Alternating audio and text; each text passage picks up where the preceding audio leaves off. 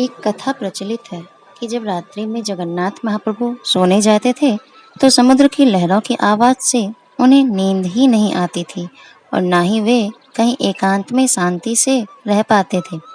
एक रात देवर्षि भगवान के दर्शन के लिए आए तो उन्होंने देखा कि प्रभु इतनी रात्रि में सोए नहीं हैं बल्कि टहल रहे हैं। तो उन्होंने प्रभु से इनका कारण जानना चाहा।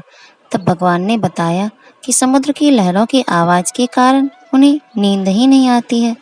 तब देवर्षि ने हनुमान जी को बताया, जो कि समुद्र तट पर बेड़ी में बंधे हुए समुद्र को मंदिर की ओर आने से रोके हुए थे।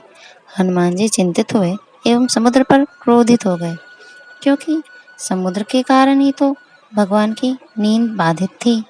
तो समुद्र ने अपनी व्यवस्था प्रकट करते हुए कहा कि ये तो मेरा स्वभाव है, भला मैं अपने लहरों को कैसे रोक सकता हूँ, उसकी ध्वनि को कैसे कम कर सकता हूँ। और ध्वनि प्रकट करना तो वायुदेव का कार्य है, हो सकता है वायुदेव आपकी कुछ मदद करें। तो हनुमान जी ने वायुदेव का स्मरण किया। तो पवन देव ने हनुमान जी से कहा कि ये तो मेरा स्वभाव है, जो कि भगवान का ही बनाया हुआ है।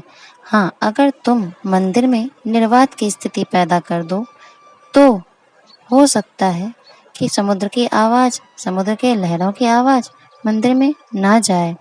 तो हनुमान जी ने वैसा ही किया, मंदिर में निर्वात की स्थिति पैदा की। निर्वात यानी जहाँ वायु भी अनुपस्थित हो जाए, जहाँ वायु की भी उपस्थिति ना हो। तब से जगन्नाथपुरी के मंदिर में समुद्र के लहरों की आवाज नहीं आती, लेकिन द्वार से बाहर पैर निकालते ही समुद्र के लहरों की आवाज सुनाई देने लगती है। हनुमान जी के इस कार्य से प्रसन्न होकर जगन्नाथ जी ने हनुमान जी को वरदान दिया कि आज से तुम कनपटा हनुमान के नाम से जगन्नाथ मंदिर के पश्चिम द्वार पर स्थित रहोगे। आप लोगों के मन में एक प्रश्न उठा होगा कि हनुमान जी को बेड़ी में किसने और क्यों बांधा।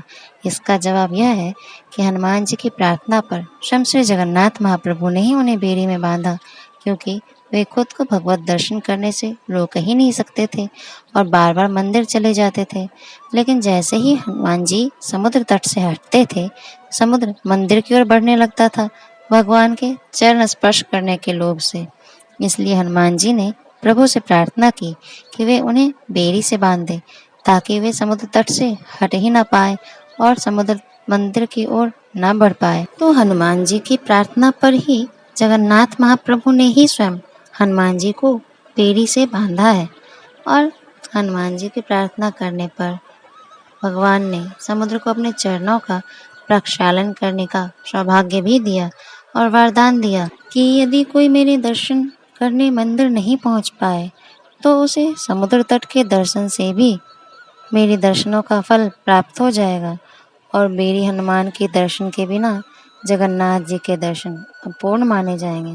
तो आप लोग प्लीज़ इस वीडियो को लाइक करें, शेयर करें और आपको वीडियो कैसा लगा ये कमेंट में अवश्य बताएं और इस चैनल को सब्सक्राइब भी करें। राधे राधे।